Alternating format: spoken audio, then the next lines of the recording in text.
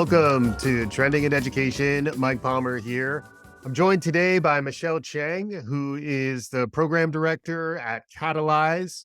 They have a new Catalyze challenge that is coming out. We're going to talk about grant writing, innovating, and making an impact on career connected learning. We'll do all that in a bit. Before we do any of that, Michelle, welcome to Trending in Education. Hi, Mike. Thank you for having me. Excited to be here today. It's great to have you, and we'll get into what Catalyze is all about in a bit. Before we do that, we always like to start by getting to know guests a little bit better. Can you catch us up on your origin story, how you got to this point in your professional life? Yeah, of course. So I would say for the past over 10 years, without aging myself, I've really been at the intersection of workforce development and education and thinking about how does equity support access, primarily for those that have been historically marginalized out of education. And that has really been my goal and my role within nonprofit as the director, leading youth centers, really on the ground, working with young people as a dean at an LA Community College School District, looking at enrollment partnerships with K-12 schools, really looking at pathway development that keeps students at the center. And then as the nonprofit executive, thinking about how do we fundraise and ensure that there's dollars that align to these goals. With all that experience, when I thought about Catalyze and joining Catalyze, it was a perfect fit. I joined 2 months ago. So it's a perfect fit in the sense of how can we really increase impact for young people all over the nation. Yeah. And Catalyze is focused on the career connected learning for ages 11 to 22. And I'd love to hear you maybe extend the story to what Catalyze is about and, what your role is with that. Well, Catalyze flourished in 2021. We really have a focus on, as you mentioned, career connected learning and really seeking innovations within this space. Different states have a little bit more advanced career connected learning, whether it's in systems or out of schools, but really thinking about how do we create innovations and solutions to help young people 11 to 22, so middle school, high school, post high school, and thinking about what does career pathways look for them. So through Catalyze, we have three major buckets. We give out grants to those on the ground doing the work so they can think about the solutions that make sense, think about the gaps in services for young people, and they can explore solutions, ideas, projects, services. And then from there, we also want to learn. We want to learn from our grantees. We want to learn from the field. We want to ensure that all of our learnings are coming together and creating impact in the work that we're doing. The last bucket would be really thinking about storytelling in the way we think about alternative and diverse pathways to economic mobility, family sustaining wages. We want to think about how it is that multiple pathways can lead to that, Yeah. not just a traditional 4-year college degree. Right. And the 4-year college degree, when you graduate from high school at 18 and you're done by 22, like there's a narrative out there which is no longer the majority of students. The majority of students are more like the community college students you were working with when you were in the role of dean there. It is interesting to kind of reframe the scope of what you're talking about to a broader range when you're talking about ages 11 to 22, because I have heard it talked about a lot more around that, maybe 18 to 25, coming right out of high school as where this effort starts. But frequently when you talk to those folks, they say that's too late. Can you talk a little bit about how moving upstream kind of changes the dynamics? Because I feel like the age 11 to 22 seem like a really interesting age range. And I'd love to hear more about how you think about that range. I think it goes that I love the word you're saying with reframing, Mike, in terms of how do we reframe education at a K-12 level, right? When many times we think about careers, exploration, awareness, discussion happening all till you graduate high school sometimes, right? Mhm, And mhm. and it is late in the sense of you have not selected your major, your degree, your pathway. So when we're thinking about changing these conversations happening earlier, it's really around not pigeonholing our students and saying, that's a career you chose. So now you're going to follow that for the next 6 years in K-12, right? But Yeah, thinking about how it is that you're exploring multiple careers, thinking about your personal interests, right? Because, a job is a job you're going to have for a very long time, right? So it's about how does it fulfill you, but how does it also align to your interests your passions and what you want to do with your career, right? So Mhm. those conversations happening earlier really opens up students' eyes and thinking about the world of work and their place in it, Yeah. especially about our students of color, where maybe they don't see other folks like themselves in those careers. So really showing them that there is that possibility, that there's access, that there's really a prioritizing of equity within these pathways, it really inspires and motivates young people to think about what they want to do earlier in their K-12 journey. Yeah, absolutely. The word I keep coming back to is relevance, where, why am I studying this? And if you can't answer that as an educator, you're going to lose students. And then I feel like the career connectedness does give you at least one answer to why we're learning some of this stuff. And even in the event that the job you're going to have in the future is going to be different, you're at least making a connection to a pathway.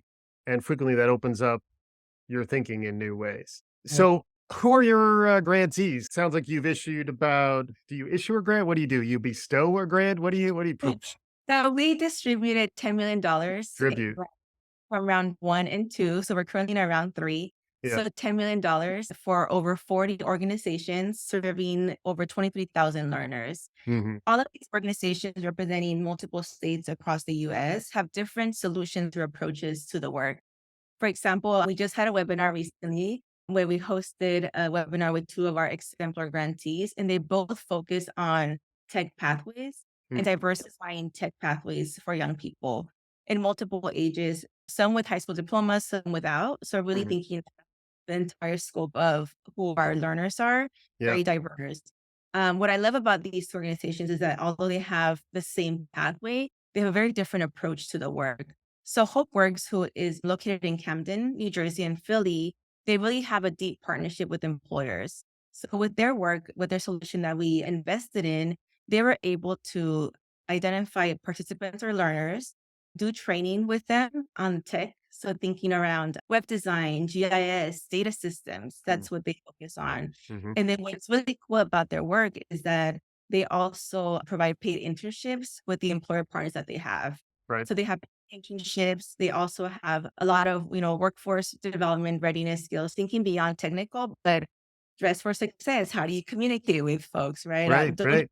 pajamas. That's and things like that are very important to career success. And then after they have internships and they're placed in actually employment opportunities that are aligned to their needs and interests and training as well.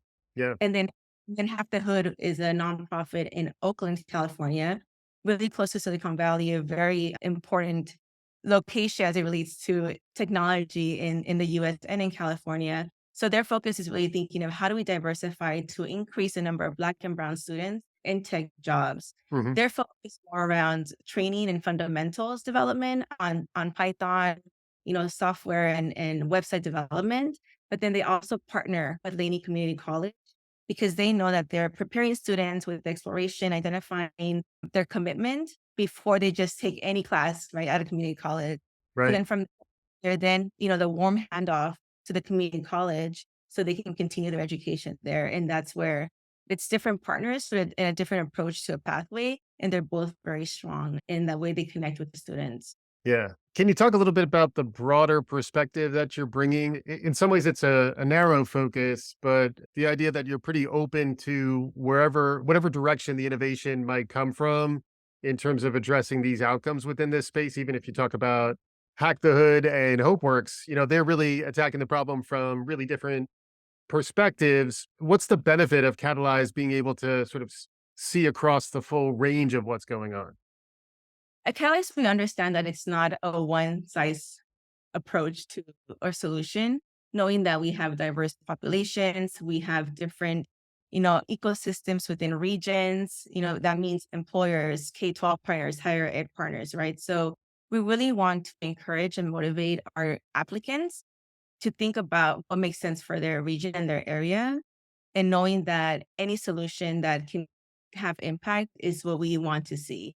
We want to see that. And also, even weeding out what doesn't work is also important. And modifying what maybe has worked but has more potential is just as important as well. So, through Catalyze, we know that we want to diversify solutions and opportunities for our young people. So what we want to see as Catalyze is once we have all these grantees implementing their program design, we want to bubble up all of that learning.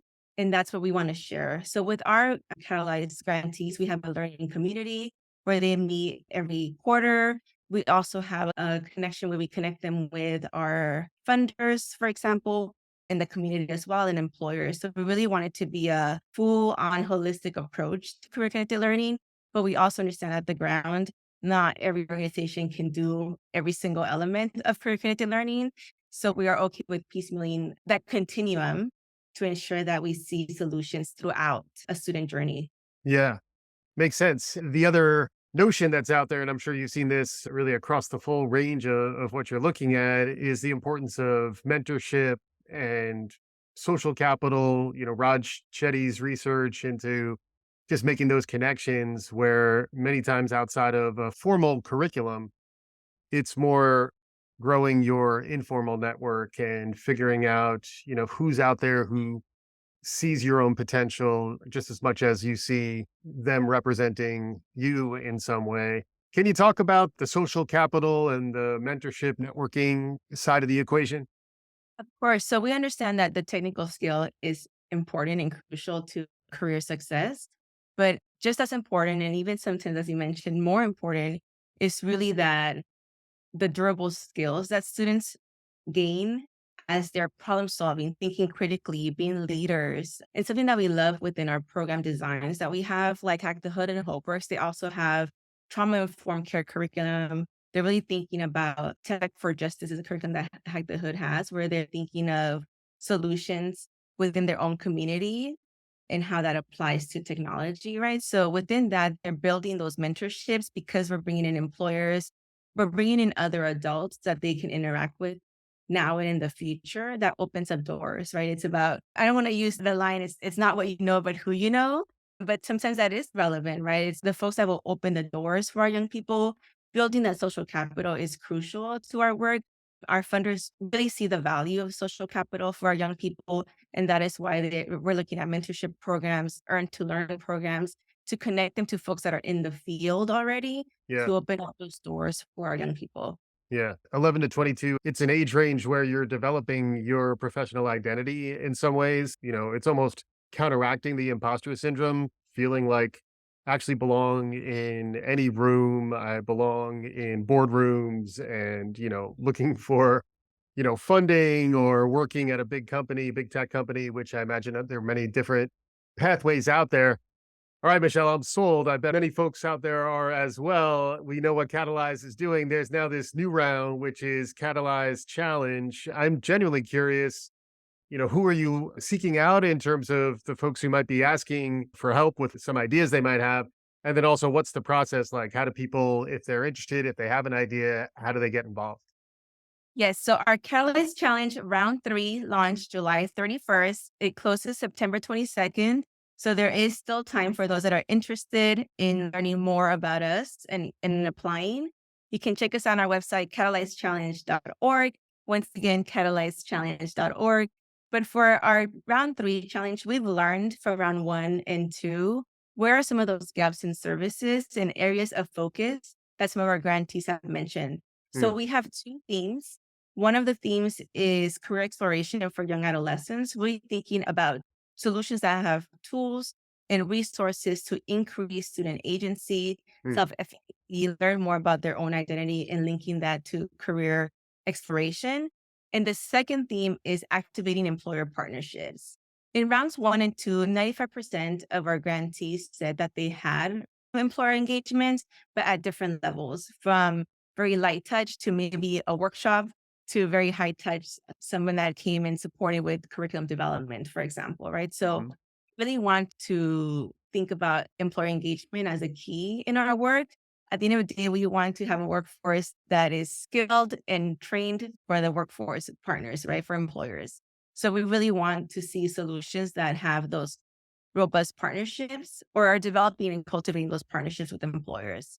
Yeah, makes sense. We've made it this far without talking about AI, but there you go. I did it. It does feel like we're in a very disruptive time to be thinking about the future of work.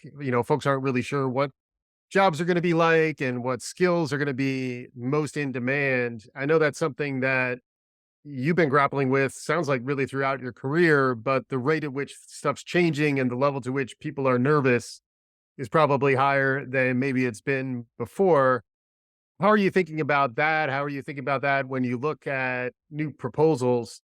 Are you looking for a little sprinkling of AI magic on top of what folks are submitting? We are looking for solutions that disrupt the status quo, Mhm. Mike. So if AI is sprinkles, we would love to see some of that as well. But we really want to see things that are thinking about the future, solutions that are really thinking about how can we change things or modify, whether it's in system, meaning in the school setting or after school or direct to learners. We really want folks to really think about what is different that can make a difference and Mhm. maybe not so much different, but what can have impact directly to the learner to make differences, right? Historically in education, making changes, evolving can be difficult. But as we're thinking about technology, we're thinking about AI, is how is it that that could be incorporated and not only on the technical side, but also on the way we think about solutions or implementing things that make sense for teachers, right? In the classroom that Right, can make time for them to think about other things. It's all that, right? I could say Mike, we're both at a time when the internet came and smartphones came and right, it what do we do with all this? How do we interact? How do we change that? Or how do we embed that in the way we think about learning? right. Right. And where it used to be, hey, have your phones put away. And now it's more like, hey, scan this QR code. It's like, how do you connect with folks using technology or using other disruptors to ensure that it's not distracting from education, right? But really making sense of how it can really be used to make things easier, more effective for both the learner and the educator. Yeah, hopefully it's an accelerant and hopefully it's something that can augment the humans and also be connected to them. You mentioned durable skills before, and you also have been mentioning teachers. I'd be curious who, 40 plus grantees, that's a pretty wide range of folks you're engaging with. Any examples of the type of people who are submitting to Catalyze? For rounds 1 and 2, about 60% of them were nonprofits. We also had a K-12 schools, both charter and non-charter as well, even businesses. So we really are open, Mike. We want solutions from anybody who has something to say that can really make a difference and an impact. So if folks apply and if for some reason they're not eligible, we can, still connect with them and think about what makes sense or why it doesn't make sense. What I love about Catalyze and our work is that our funders are very open-minded. They really want innovation, both in the solutions, but even in the way we're funding. Yeah. What's interesting about Catalyze is we have a pooled funding. So as you may or may not know, funders, especially philanthropic partners, they have their own portfolios, their own priorities. So now they've all given to a pot saying that career connected learning is important. And although I might prioritize a specific section of it, I will give to the pot, to the pool, Mhm. because I know that cannot be siloed. Right. So what's amazing about Catalyze is that we have funders that have kind of given up a little bit of that control and said, yes, Catalyze, go find the solutions that make sense, go find innovation, seek, those folks that want to do great work on the ground, and we Yeah. will fund. That's not very common. Even them saying, let's take risks, that's not very common. Right. Right. And it's not about the quantity of folks that we serve, of learners, but the quality of the idea that's really important, and that's not something you see very often. Right. And it does remind me of the skills that are needed to get selected to actually qualify and get some funding does require some new skills that maybe they can be AI augmented in some ways, but at the end of the day, a human's got to have an idea and has to represent that they want some funding. Can you describe a little bit of the types of skills and the type of work that's needed to submit something for funding? So our applications really are not as robust as a federal grant of 100 pages, right? We really are asking questions around what is your solution, thinking about who are the folks that you're serving. We really want to prioritize historically underserved groups. As part of our application process, we ask more about your organization and their role in career connected learning.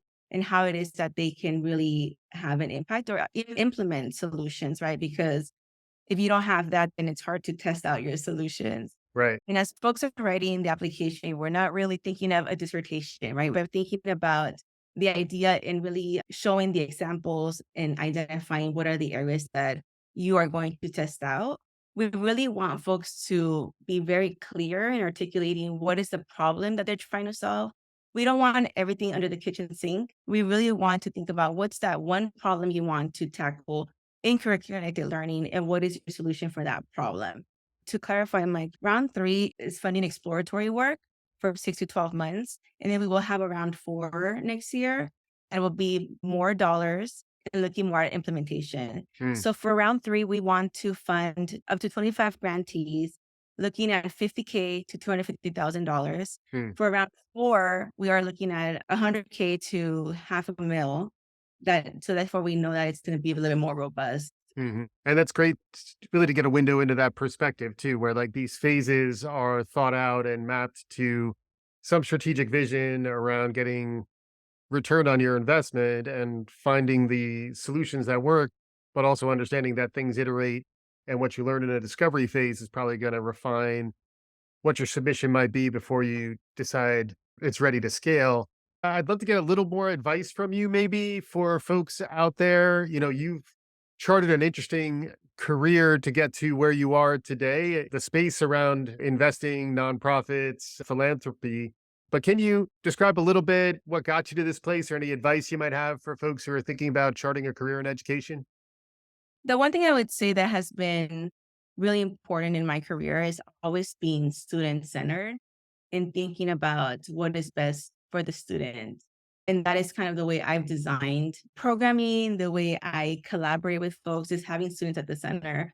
That's the first thing. And the second thing I would say is we need to think of students holistically, right? And it's difficult to separate a student well-being with how they're learning inside the classroom, what's happening at their home. Hmm. So really thinking about the student holistically and designing programming or partnerships to address those gaps that our students are facing and those Hmm. barriers to really make things more streamlined and easier for students. I think that there's elements that are there that are successful and great in education and workforce, but it's how do we bring it together to have a synergy with the student at the center and never forget that. I think that's where there's frustrations that happen with the bureaucracies, with the politics, but if you always think about the student first, you can remove some of those barriers and frustrations. Yeah, makes sense. And then as someone who's spanned this range of, I keep coming back to ages 11 to 22, but then also you focused on the community college end of it, which ultimately leads into conversations about higher ed and really your ongoing career on the other side. Any perspective on what you see on the horizon? It does seem like you're looking for disruption and, recognizing that there's some elements to the status quo and the way in which we've done this for a long time isn't really working. Looking ahead, any perspective, any predictions or visions you might have around what you see on the horizon? I would say one of the big things that I see is around employers and what they think as valuable in skill and informal education. Mm, Like, we already have some states thinking about removing the 4-year degree and some of the government jobs, right? But I will say that the way the systems are in place, 4-year college degrees have been important and relevant, especially for those communities that have been historically and intentionally marginalized, right? Because mhm, that is what gave us that credibility. But in the way we're thinking about the skills and the gap in talent, the gap in skills, I see that, employers are thinking about that differently, that our higher ed partners are thinking about how do they match that to still be relevant, as you said, to still be competitive. yeah. In a place where after the pandemic, folks were thinking, why do I need education, right? You can learn a lot of things on YouTube, for example, right? But it's Mm, about that connection and finding that middle ground of employer needs and K-12 and higher ed. So it's all of those players coming together to really reimagine what education looks like for these trades and for these skills and for these jobs. We know that, in 2022, there was more than 11 million jobs openings and only 6 million unemployed workers. Mm. By 2030, we predict over 85 million jobs worldwide could go unfilled. So, what does that mean? The way we think about training, in the way we streamline pathways and make things more efficient, effective for young people and for any learner thinking about a career that they want that's relevant, that will get them those family sustaining wages, economic mobility, economic growth, right? So reimagining all of that is crucial and we cannot avoid it. We cannot ignore it.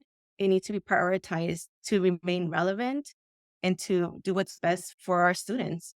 Fantastic stuff. I'm talking with Michelle Cheang from Catalyze. The Catalyze Challenge is available at catalyzechallenge.org. Act now. That deadline is coming up. So this is a September deadline. So if you have ideas, get them in there. Michelle, we're approaching our conclusion here. I always like to give guests a chance for closing thoughts. Any takeaways for folks who've listened to us so far as they head back to the rest of their lives? I would say many times we don't think about applying for grants like this, right? That is not something that's just given in our budget within K-12 or higher ed. So really think about how these grants and support systems are there in place for folks to really think about other ideas that they want to bring to the classroom, outside the classroom. So take advantage of this. We also provide support for those that become our grantees. We have a learning community of not just other folks on the ground, but also experts, subject matter experts in the field, even ideas of how to bring in more dollars because we know you need resources to make this happen. Hmm. And our funders and our partners really want to support that in helping, folks even apply for grants. Or we even had some grantees applying for grants together through Catalyze after they met each other. Yeah. So we really want to create a community that's beyond, let's meet every 3 months, but a community that can really provide ideas, provide that space for folks to really talk about and discuss some of the ideas that they have and some of the challenges that they're facing. Yeah, that's great. I've heard the term community of practice, folks who are actually doing the work, not just a community of interest. You talking to me about practice? That's a shout out for our Philadelphia fans out there. But Michelle, really amazing work. Thank you so much for joining me on today's show. Thank you, Mike. It was great meeting you. Catalyzechallenge.org. Check it out. This is Trending in Education. Please subscribe, write a review, tell your friends, do all the good things. We'll be back again soon. Thank you for listening.